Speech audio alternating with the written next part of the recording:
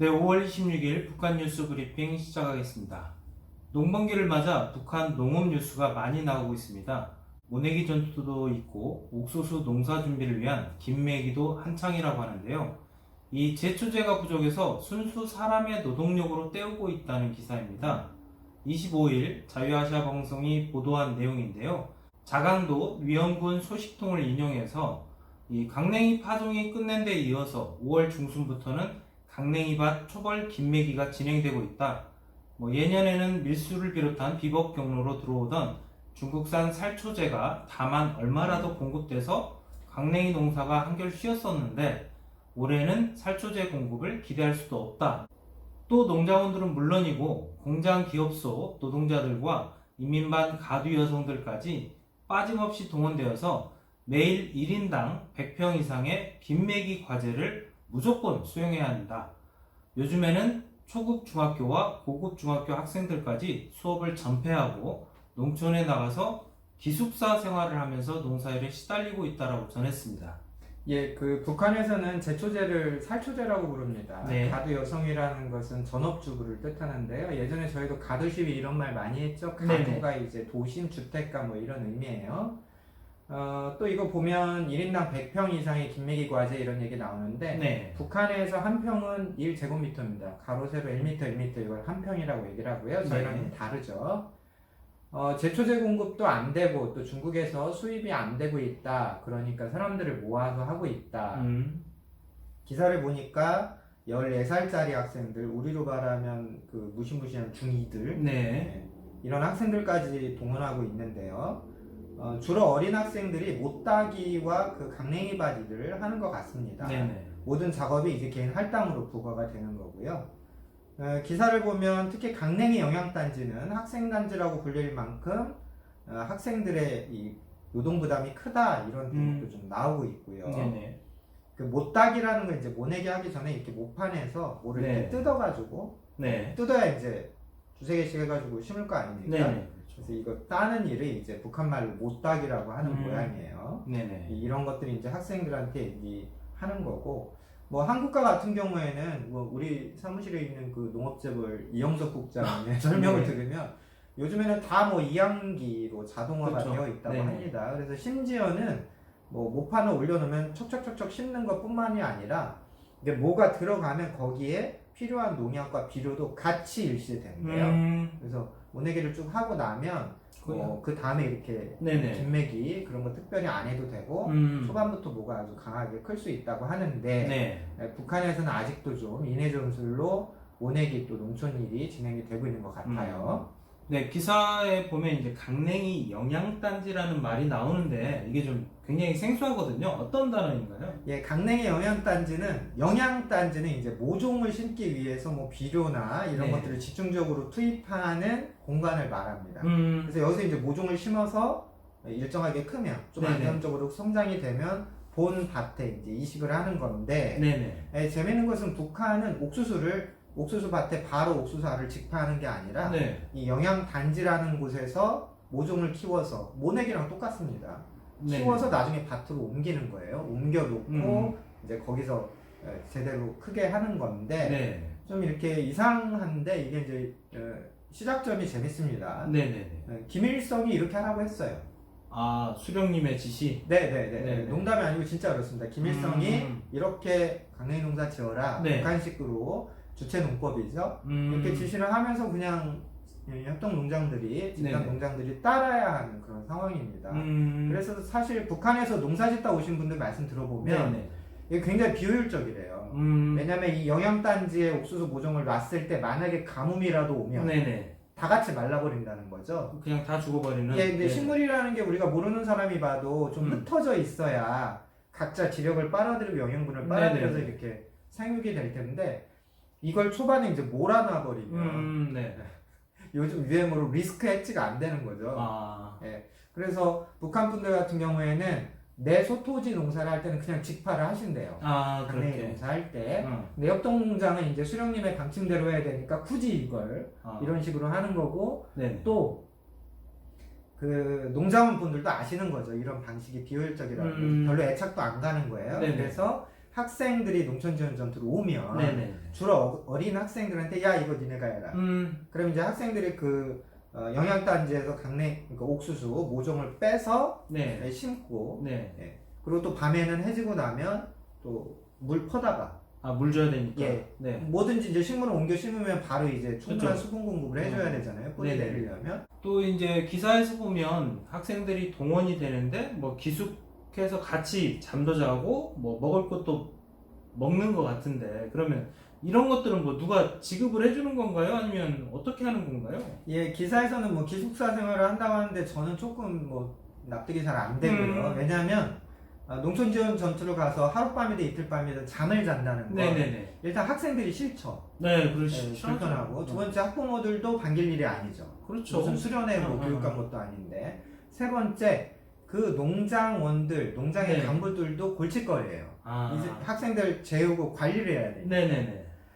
그래서 요즘에는 과거에는 좀 가서 먹고 자고 이런 것도 많았는데 요즘은 대부분 이제 왔다 갔다 당일 일하고 당일 집에 오고 이런 일이 많다고 하고요. 네네. 또 이제 먹는 것은 각자 싸워야죠. 아이고. 예, 그 농장이라고 해서 무슨 형편이 나은 게 아니기 때문에 다 학생들이 이제 도시락을 싸갖고 다녀야 되는데 네. 그나마 요즘에는 네. 조금 형편이 나아서 네. 학생들이 이제 도시락 좀 싸가지고 다니는 모양이에요. 농촌 지원 전투라는 게 그 도시에 상주하는 인력들이 농촌으로 나가는 거기 때문에 네네네. 상대적으로 생활 형편이 조금 더 좋을 확률이 있죠.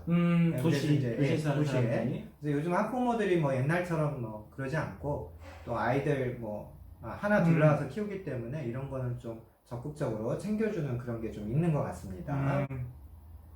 이 기사 말면서 제가 하나 드리고 싶은 말씀이 네. 있는데 그 기사에서 보면 무보수 노동이라는 말이 나옵니다. 그래서 네네네. 우리 연구자분들이나 정책 만드시는 분들이 이 무보수 노동 이런 개념들을 좀 잘 아셨으면 좋겠어요. 네. 언어는 어느 시대나 그 사회를 좀 반영합니다. 그래서 네네. 그 사회에서 어떤 언어가 나오느냐, 누가 네. 그 언어를 쓰느냐에 따라서 그 사회의 한 시대를 우리가 또 측정해 볼 수가 있어요. 네네. 예를 들면 1990년대 그 경제난에 대해서 네. 고난의 행군이라는 말이 그렇죠. 있습니다. 제2의 고난의 행군. 네. 그러니까 1940년대 김일성이 항일무장 투쟁할 때 뭐 관동군한테 쫓겨가지고 막 이렇게 돌아다니던 걸 북한 혁명사에서 고난의 행군이라고 하고 네네. 그렇죠. 1990년대 경제난이 터지니까 네. 북한 당과 당국자들이 제2의 고난의 행군이다. 네네. 그래서 사실은 고난의 행군이라는 말은 위정자들이 만든 프로파간다 언어입니다. 그럼 북한 인민들 백성들은 무슨 말을 쓰느냐? 네. 미공급이에요. 미공급. 예, 90년대를 네. 물어보면 미공급 시대예요 이렇게 말을 하지. 네네네. 그렇죠. 예, 그건 무슨 말이냐면 백성들의 입장에서는 국가가 주기로 한 걸 안 주는 겁니다. 일했는데 아무것도 안 주는 거예요. 네. 예, 그래서 그때는 미공급이라는 게 인민들의 언어였는데 예, 그러니까 2010년대 김정은 시대에 와서는 네. 북한 주민분들이 무보수 노동이라는 말을 아주 광범하게 쓰시는 거예요. 무보수 노동. 예, 그럼 네. 무보수 노동은 국가가 시키는 일을 갔을 때 네. 돈도 주지 않고 먹을 것도 주지 않는 게 무보수 노동입니다. 그럼 우리가 생각해 봐야겠죠? 유보수 노동도 있나 그럼? 예, 있습니다. 아, 있습니까? 예, 개인들 간의 거래, 네. 또 뭔가 행정적인 처리, 네. 모든 개인의 활동은 다 유보수, 대가가 있는 거예요. 하다못해 동사무소 가서 증명서 하나 뗄 때도 담배 네네. 한 갑 이렇게 놓고 오는 겁니다. 그러니까 북한 분들이 이걸 서비라고 하시거든요. 네네. 서비스의 이제 북한식 콩글리시인데, 네네. 그러니까 북한 인민들이 생각하기에는 모든 네. 움직임에 있어서는 비용이 들고 그 네. 비용을 지불해야 된다. 네네. 그래서 기회비용이라는 개념도 북한 분들이 아주 이제 많이 광범위하게 갖고 계세요. 네. 근데 오직 국가만, 네. 당만 시켜놓고 대가를 주지 않는 거예요. 예, 그래서 이것이 그런 무보수 노동이라고 하는 단어에서 북한 주민들의 생활과 생각들이 어떤지를 우리가 좀 유추를 해봐야 됩니다. 그래서 네네. 제가 특별히 전문 연구자분들이나 정책하시는 분들은 네. 이런 키워드도 좀 잘 놓치지 말고 아셨으면 좋겠다 부탁드립니다. 네, 다음 소식입니다. 북한이 주민들의 소토지를 국가기관에 등록시키라는 지시를 냈다고 합니다. 25일 데일리NK 보도인데요. 내각의 지시문이 각 지역 인민위원회에 내려왔는데 그 내용을 살펴보니까 현재 소토지를 가지고 있거나 또는 소토지를 일구려는 사람들은 그 토지를 국가기관이나 단체에 등록을 해야 된다, 뭐 이런 내용인데, 북한 주민들이 특히 농촌에서 네. 이렇게 빈 땅에다가 자기가 농사를 지어서 그렇게 자기가 먹고 사는 네네. 소규모로 이런 것들은 뭐 20년 전부터 흔히 있었던 얘기인데요. 네네. 북한 당국이 일률적으로 네. 전 국토 전 인민들을 대상으로 한 소토지 정책을 채택한 적은 아직은 없습니다.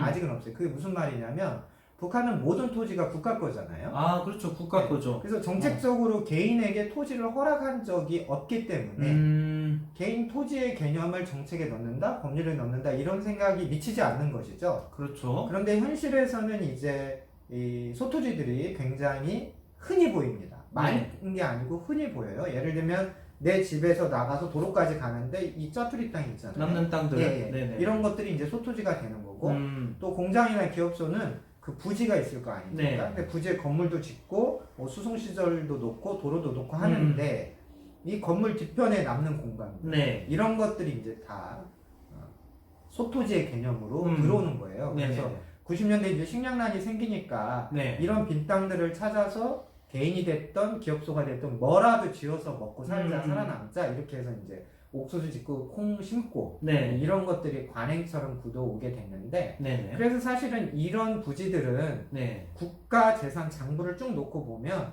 국가 토지로 안 잡혀 있는 겁니다. 그렇죠. 예, 그래서 사실 김정일 시대까지는 별 생각들이 없었다가 네네. 이제 거기서 자꾸 옥수수가 크고 네. 예, 거기에서 사람들이 뭔가 해서 먹고 이런 걸 보니까 이제 관심이 가는 모양이에요. 그래서 저거는 누구 거야? 네. 저거는 어떻게 되는 거야? 이제 이런 생각을 하게 된 것 같고 또 한편의 이슈는 북한 주민들이 이제 농촌에서 산으로 가서 그렇죠.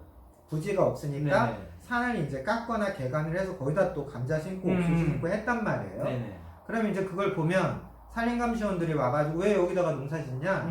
나무는 어쩌고 뭐 네. 이러면서 또 뇌물 주면 또 그냥 가고 또 이거 농사 지면 좀 한 3대7 정도를 나눠 먹으면 안 돼. 이제 이런 식으로 암암리에 네네. 관행처럼 이제 굳어온 것이 있는데 네네. 앞으로는 이런 소토지 농사를 하면 네. 그 땅은 전부 어딘가에 등록을 해라. 그것이 공장이면 공장. 그러니까 제가 노동자면 네. 공장 부지 옆에서 제가 지배인 지시를 받아서 소토지 네네네. 농사를 했으면 이거는 이 기업소 땅이 되는 거고 만약에 내가 저희 집 앞에 요만큼 나가는 네네네. 대문 앞에 땅이 있어서 거기서 뭐 콩 심어 먹고 옥수수 심어 먹었다. 그러면 소속된 게 없으면 그냥 네. 하다못해 동사무소에 이거 동사무소 땅으로라도 올려놔라. 그런 지시가 이제 내려갔다는 것이 이번 기사의 주요 맥락인 것 같습니다. 네, 그러면 이렇게 소토지들에서 나오던 것들을 국가에서 모두 다 가져가겠다. 뭐 이런 내용으로 해석을 하면 될까요? 국가가 가져가겠다 이렇게 보기에는 조금 이른 것 같아요. 예.